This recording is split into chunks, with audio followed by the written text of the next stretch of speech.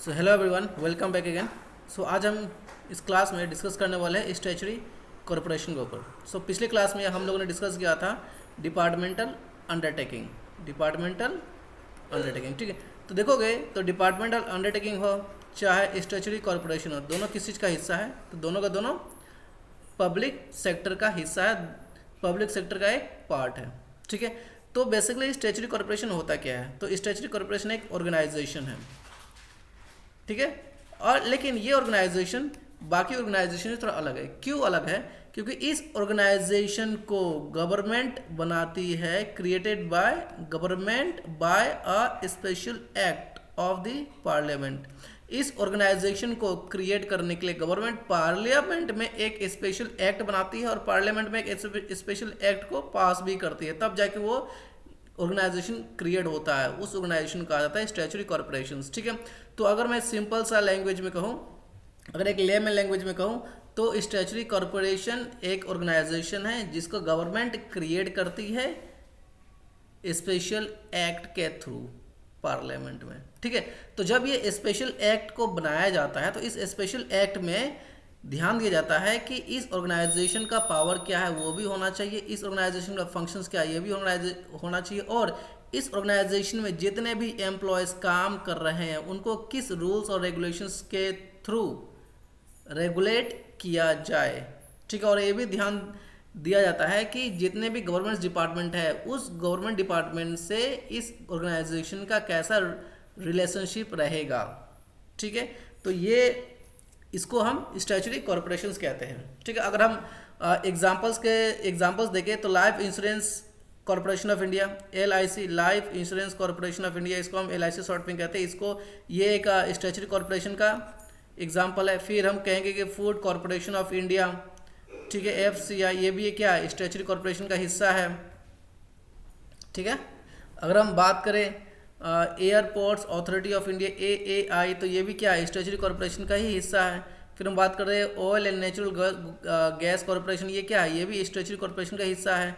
फिर अगर हम बात करते हैं RBI, reserve bank of India, तो रिजर्व बैंक ऑफ इंडिया क्या है? ये भी स्टैचुटरी कॉर्पोरेशन का हिस्सा है। फिर हम बात करते हैं SBI क्या है? SBI भी स्टैचुटरी कॉर्पोरेशन का ही एक एग्जाम्पल है। ठीक है, तो बहुत सारे एग्जाम्पल्स हो सकते हैं स्टैचुटरी कॉर्पोरेशंस का। ठीक है, तो आई होप अब तो मुझे लगता है स्टैचुटरी कॉर्पोरेशन मतलब समझ में आ गया होगा। तो फिर से मैं रिपीट कर रहा हूँ, स्टैचुटरी कॉर्पोरेशन एक ऑर्गेनाइजेशन है जिसको एक स्पेशल एक्ट के थ्रू पार्लियामेंट में पास किया जाता है और उसको क्रिएट किया जाता है। सो अब आते हैं फीचर्स ऑफ स्टैचुटरी कॉर्पोरेशन। जानते हैं कि एक स्टैचुटरी कॉर्पोरेशन का फीचर्स क्या होता है, या फिर एक स्टैचुटरी कॉर्पोरेशन का नेचर, फीचर्स, कैरेक्टरिस्टिक्स क्या होता है। ठीक है, तो देखो, सबसे पहले स्टैचुटरी कॉर्पोरेशन का फीचर है created by a special act. ये एक स्पेशल एक्ट से ही बना हुआ है ना। अभी मैंने बताया कि पार्लियामेंट में एक स्पेशल एक्ट के थ्रू स्टैचुटरी कॉर्पोरेशन को बनाया जाता है। ठीक है, तो अ statutory corporation comes into existence through a special law passed by the legislature. ठीक है, इसका एग्जाम्पल क्या हो सकता है? जैसे reserve bank of India was created under RBI act, एक RBI एक्ट बनाया गया और इसको पार्लियामेंट में पास किया गया, और इसी एक्ट के तहत रिजर्व बैंक ऑफ इंडिया को क्रिएट किया गया। ठीक है, नेक्स्ट है लाइफ इंश्योरेंस कॉर्पोरेशन। अब लाइफ इंश्योरेंस कॉर्पोरेशन एक एक्ट के थ्रू बना है। किस एक्ट के थ्रू बना है? तो LIC एक एक्ट बना था। ठीक है, और इस एक्ट के through life insurance corporation of India को क्रिएट किया गया है, जो कि एक ऑर्गेनाइजेशन है और ये एक स्टैचुटरी कॉर्पोरेशन का एग्जाम्पल है। ठीक है, नेक्स्ट अब दूसरा है हमारा separate legal entity. Separate legal entity का क्या मतलब है? इसका सिंपल सा मतलब ये होता है कि क्योंकि इसको गवर्नमेंट ने क्रिएट किया है, तो सेपरेट स्टैचुटरी कॉर्पोरेशन जो भी एक्टिविटी करती है ये अपने नाम पे ही करती है, अपने नाम पे ही करती है। जैसे मान के चलो लाइफ इंश्योरेंस कॉर्पोरेशन है LIC, तो LIC कोई भी एक्टिविटी करेगी तो अपने LIC के नाम पे ही करेगी, ये गवर्नमेंट के नाम पे नहीं करती है। जैसे कि अगर LIC को किसी के ऊपर कंप्लेंट करना है तो वो अपने नाम पे कंप्लेंट करेगी, और किसी को एलआईसी के ऊपर कंप्लेंट करना है तो एलआईसी के नाम पे कंप्लेंट करेगा। अगर एलआईसी को अगर प्रॉपर्टी खरीदना है तो एलआईसी अपने नाम पे प्रॉपर्टी खरीदेगा। अगर एलआईसी को प्रॉपर्टी को बेचना है तो एलआईसी अपने नाम पे बेचेगा। अगर एलआईसी को किसी के साथ कॉन्ट्रैक्ट बनाना है तो एलआईसी अपने नाम पे कॉन्ट्रैक्ट बनाएगा। ठीक है, तो ये इसको कहते हैं लीगल सेपरेट एंटिटी। इसका मतलब उस ऑर्गेनाइजेशन का आइडेंटिटी होता है, इसका खुद का ही एक आइडेंटिटी होता है। ये किसी के आइडेंटिटी के ऊपर नहीं चलता, ये अपने आइडेंटिटी पे चलता है। जितने भी एक्टिविटीज होता है इस ऑर्गेनाइजेशन में, सभी के सभी इसी के आइडेंटिटी पे होता है, इसलिए इसको कहा जाता है सेपरेट लीगल एंटिटी। ठीक है, नेक्स्ट है गवर्नमेंट ओनरशिप। ऑफ कोर्स तो ये गवर्नमेंट ओनरशिप ही होगा। अगर गवर्नमेंट इसको क्रिएट कर रहा है पार्लियामेंट में तो इसको ओनरशिप भी तो गवर्नमेंट का ही होगा ना। So the government fully owns the corporation, but it operates independently in many aspects. ठीक है। So next we have is financial autonomy. Financial autonomy मतलब जब बात करते हैं पैसे का तो उसको फ्रीडम मिलता है, फाइनेंशियल फ्रीडम। इसको भी क्या कहते हैं? Financial freedom, financial freedom. ठीक है, इसका अच्छा फाइनेंशियल फ्रीडम का मतलब क्या होता है? फाइनेंशियल फ्रीडम का मतलब ये होता है कि ये जो ऑर्गेनाइजेशन है जिसको हम स्टैट्यूटरी कॉर्पोरेशन कह रहे हैं, ठीक है, ये खुद से डिसाइड करता है कि इसका बजट कितना होना चाहिए। ठीक है, ये हर वो मुमकिन कोशिश करता है कि इसका रेवेन्यू ज़्यादा से ज़्यादा आए। ठीक है, और सबसे बड़ी बात, इसका जो अकाउंट होता है, जितने भी अकाउंट्स खुलते हैं इस ऑर्गेनाइजेशन में, वो एक सेपरेट होता है। ये गवर्नमेंट से इसका कोई लेना देना नहीं है। ठीक है, इसलिए कहा जाता है कि इसका फाइनेंशियल ऑटोनॉमी है। ठीक है, यहाँ पर लिखा भी हुआ है statutory corporations generally manage their own finances, they prepare their own budget. ठीक है, मैंने कहा कि ये ऑर्गेनाइजेशन जो है ये खुद का अपना बजट प्रिपेयर करता है और रेवेन्यू जनरेट करता है। रेवेन्यू जनरेट करता है का मतलब होता है कि वो सेल करता है और प्रॉफिट कमाने का कोशिश करता है, और मेंटेन करता है सेपरेट अकाउंट्स। बहुत सारे अकाउंट्स होता है ना, सेल्स अकाउंट, परचेजेस अकाउंट्स ना। सो नेक्स्ट है हमारा फिफ्थ, दैट इसको कहा जाता है एडमिनिस्ट्रेटिव ऑटोनॉमी। इसको तो हम लोग फाइनेंशियल ऑटोनॉमी कहते हैं। फाइनेंशियल ऑटोनॉमी मतलब freedom, freedom related to finance, freedom related to money, freedom related for funds, right. So next we have is administrative autonomy. तो एडमिनिस्ट्रेटिव ऑटोनॉमी का मतलब क्या होता है कि जो एडमिनिस्ट्रेटिव लेवल पे जो काम होता है उस पर उनको फ्रीडम चाहिए, उनके पास फ्रीडम है। ऑपरेशनल ऑटोनॉमी इसको भी कह सकते हैं, ऑपरेशनल फ्रीडम। ठीक है, या फिर ऑपरेशनल ऑटोनॉमी भी कह सकते हैं। ठीक है, these corporations enjoy freedom in day to day operations. ठीक है, जैसे कि अगर मान के चलो एक ऑर्गेनाइजेशन है ABC, जैसे मान के चलो LIC एक ऑर्गेनाइजेशन है ना, तो अगर LIC को अगर एम्प्लॉय चाहिए, LIC को अगर एम्प्लॉय चाहिए तो इसको LIC को ना गवर्नमेंट से अप्रूवल करने की जरूरत नहीं है, ये खुद से ही क्या कर लेगा, रिक्रूट कर लेगा स्टाफ को। ठीक है, LIC खुद का ही पॉलिसीज बना सकता है, इंटरनल पॉलिसीज बना सकता है, और LIC खुद का ही डिसीजंस ले सकता है, मैनेजरियल डिसीजंस ले सकता है। ठीक है, जैसे कि इसका अगर ब्रांचेस खोलना है तो ब्रांचेस खोल सकता है। ठीक है, प्राइस मतलब इंटरेस्ट कितना लेना है, कितना देना है, ठीक है, वो सब ये LIC अपना डिसाइड कर सकता है। जैसे प्रीमियम कितना लेना है, कोई नया स्कीम निकालना है तो LIC अपने हिसाब से एक नया स्कीम निकाल सकता है। इसके लिए उसको गवर्नमेंट ने कोई अप्रूवल नहीं चाहिए। ठीक है, तो इसको कहा जाता है एडमिनिस्ट्रेटिव ऑटोनॉमी। एडमिनिस्ट्रेटिव ऑटोनॉमी का सिंपल सा मतलब है ऑपरेशनल फ्रीडम, मतलब जो दिनचर्या का जो काम होता है LIC किसी ऑर्गेनाइजेशन में, उसका फ्रीडम चाहिए उसको। ऐसा नहीं है कि हर काम करने के लिए उसको गवर्नमेंट का अप्रूवल चाहिए, नहीं चाहिए। अगर मान के चलो 10 एम्प्लॉय का जरूरत है तो वो 10 एम्प्लॉय बिना गवर्नमेंट से पूछे हुए वो रिक्रूट कर लेगा। उसको अगर कोई पॉलिसी बनाना है तो बिना गवर्नमेंट से पूछे हुए इंटरनल पॉलिसीज बना लेगा। उसको कोई स्कीम लेके आना है, नया स्कीम, तो बिना गवर्नमेंट से पूछे हुए एक नया स्कीम लेके आ जाएगा।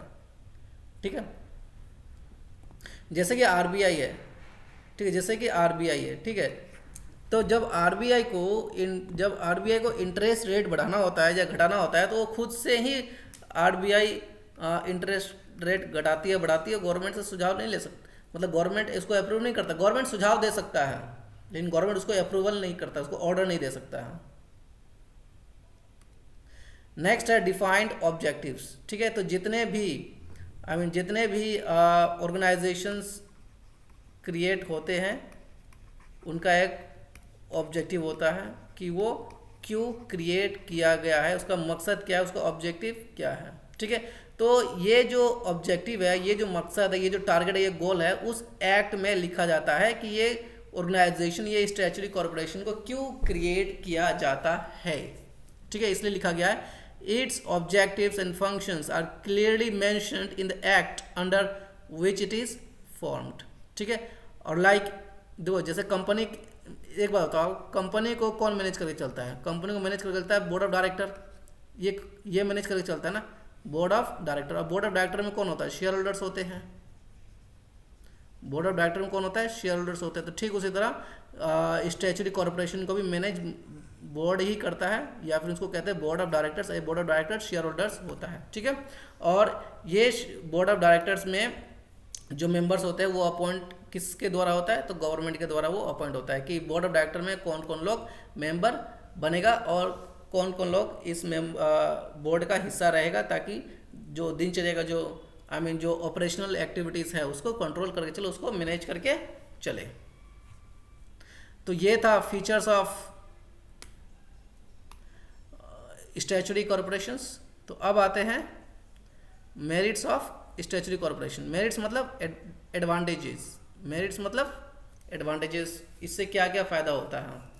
ठीक है, सबसे पहला फ़ायदा एडमिनिस्ट्रेटिव ऑटोनॉमी। ये मैंने बता रखा है कि एडमिनिस्ट्रेटिव ऑटोनॉमी क्या होता है। एडमिनिस्ट्रेटिव ऑटोनॉमी में वही होता है डे टू डे ऑपरेशंस के लिए उनको फ्रीडम मिलता है कि वो दिनचर्या का जो एक्टिविटीज़ है वो अपने हिसाब से कर सकते हैं, उनको किसी गवर्नमेंट के अप्रूवल लेने की ज़रूरत नहीं है। जैसे एग्जांपल के तौर पर ले लो, अगर रिक्रूट करना है किसी भी स्टाफ को तो वो अपने हिसाब से कर सकता है, वो इंटरनल पॉलिसीज बना सकता है, वो मैनेजरियल डिसीजंस ले सकता है विदाउट कांस्टेंट गवर्नमेंट इंटरफेरेंस। लेकिन एक बात ना ध्यान देने वाली बात यह है कि अगर मैं ये कह रहा हूँ कि इन लोगों के पास फ्रीडम है, तो इसका मतलब ये नहीं है कि गवर्नमेंट का कंट्रोल बिल्कुल नहीं है। गवर्नमेंट का कंट्रोल है लेकिन लिमिटेड है। हर जगह गवर्नमेंट कंट्रोल नहीं कर रहा है। गवर्नमेंट इंटरफेरेंस है, पॉलिटिकल इंटरफेरेंस है, लेकिन इतना ज़्यादा नहीं है कि इसको इम्पैक्ट कर रहा है। ठीक है, इसके आगे इसके डेवलपमेंट में, इसके डे टू डे ऑपरेशंस में वो हर्डल बन रहा है, ऐसा बिल्कुल भी नहीं है। ठीक है, नेक्स्ट है professional management. So experts and professionals are appointed to run the organisation improving efficiency and performance. इसका मतलब क्या होता है? देखो, जब भी कोई गवर्नमेंट अगर स्टैट्यूटरी कॉर्पोरेशन को एससी में लिख देता हूँ, ठीक है, स्टैट्यूटरी कॉर्पोरेशन मतलब एससी या फिर ऑर्गेनाइजेशन को क्रिएट करती है, तो वो कम से कम 1000 करोड़ का तो हो सकता है बने, ठीक है, या 2000 करोड़ का ही बने, या 5000 करोड़ का ही बने, या फिर 500 करोड़ का बने। ठीक है, तो इतना ह्यूज इन्वेस्टमेंट करने के बाद भी अगर गवर्नमेंट अगर एक्सपर्ट को हायर नहीं कर रहा है या फिर प्रोफेशनल्स को हायर नहीं कर रहा है मैनेजमेंट में, तो क्या फ़ायदा? पूरे का पूरे पैसा क्या हो जाएगा? डूब जाएगा। तो इसलिए गवर्नमेंट क्या करती है कि एक्सपर्ट को हायर करती है, प्रोफेशनल्स को हायर करती है, ताकि वो ऑर्गेनाइजेशंस को रन कर सके। क्योंकि देखो एक सिंपल सा बात है, अगर एक्सपर्ट है और प्रोफेशनल है तो वही लोग ऑर्गेनाइजेशन के एफिशिएंसी को इम्प्रूव कर सकता है और वही लोग ऑर्गेनाइजेशन का परफॉर्मेंस को भी इम्प्रूव कर सकता है। बाकी लोगों में उतना दम नहीं है। मतलब जो लोग एक्सपर्ट नहीं है, जो लोग प्रोफेशनल नहीं है, वो लोग कॉलेज मतलब किसी भी ऑर्गेनाइजेशन को डुबाने का काम कर सकता है। अगर हाँ गवर्नमेंट चाहे कि ये कंपनी डूबना चाहिए तो वो उस लोगों को अपॉइंट करेगा जो ना तो एक्सपर्ट है ना तो प्रोफेशनल्स है। ठीक है, नेक्स्ट है public welfare orientation. Public welfare orientation मतलब देखोगे तो RBI बेसिकली गवर्नमेंट के इकोनॉमी को ठीक करने के लिए है। गवर्नमेंट को इकोनॉमी को सुपरवाइज करता है RBI। ठीक है, तो ये बेसिकली क्या कर रहा है?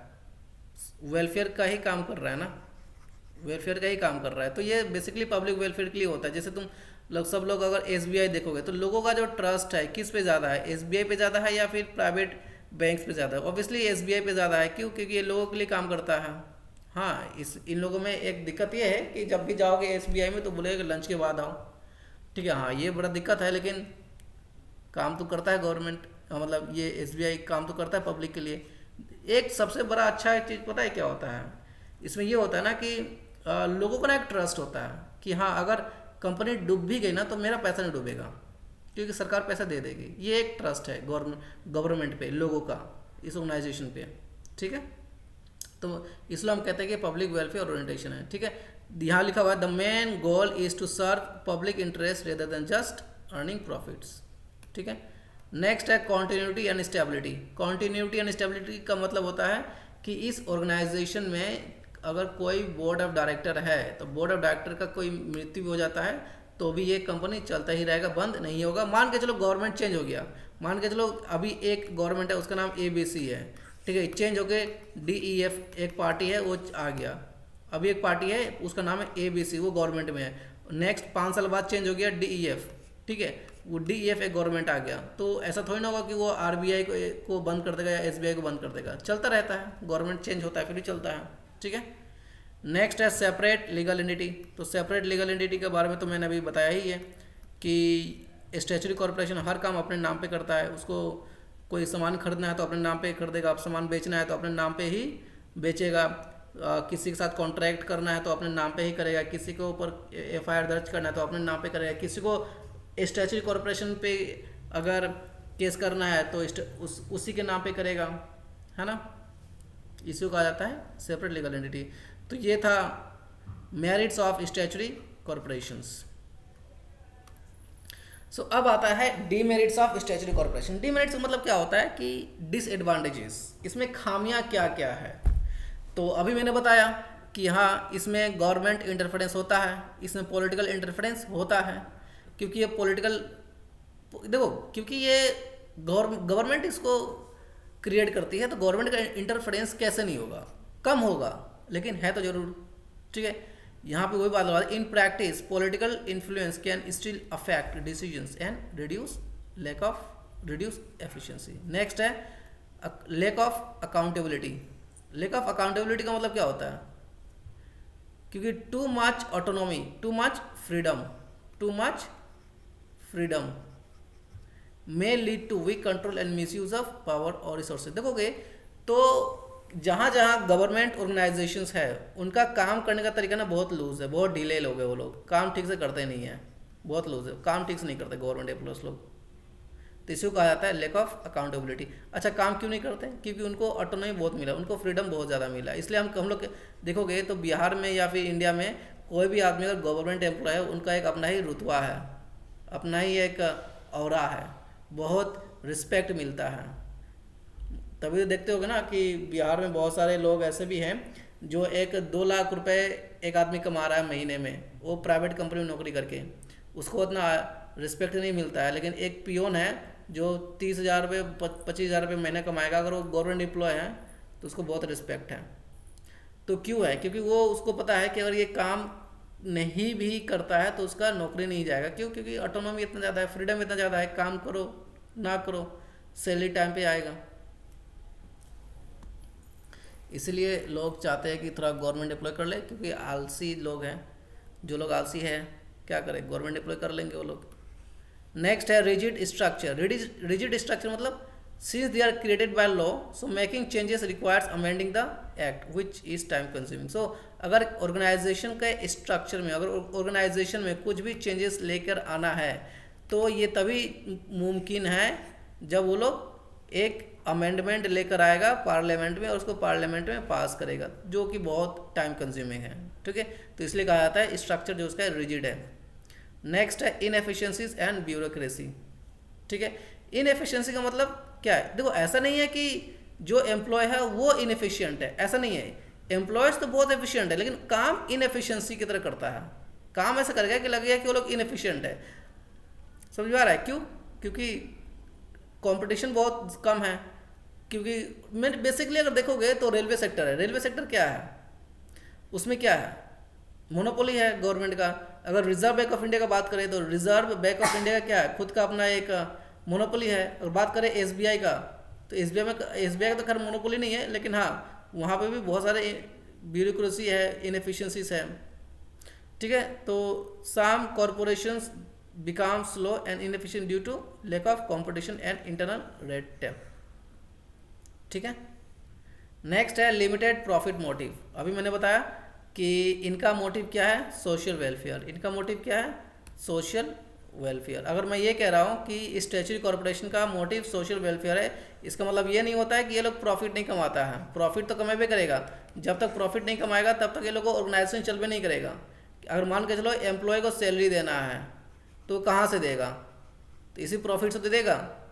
मान के चलो डे टू डे ऑपरेशंस के लिए जो खर्च होता है वो कहाँ से आएगा, इसी प्रॉफिट से तो आएगा। लेकिन हाँ, प्राइवेट ऑर्गेनाइजेशन का तरह लोग ऐसा नहीं है कि कुछ भी करो प्रॉफिट कमाओ, ऐसा नहीं है। सोशल वेलफेयर भी जरूरी है प्लस प्रॉफिट भी जरूरी है, ताकि अपने ऑर्गेनाइजेशन में जितने भी एम्प्लॉयज हैं उनका ख्याल रखा जा सके, उनको सैलरी टाइम टू टाइम दिया जा सके।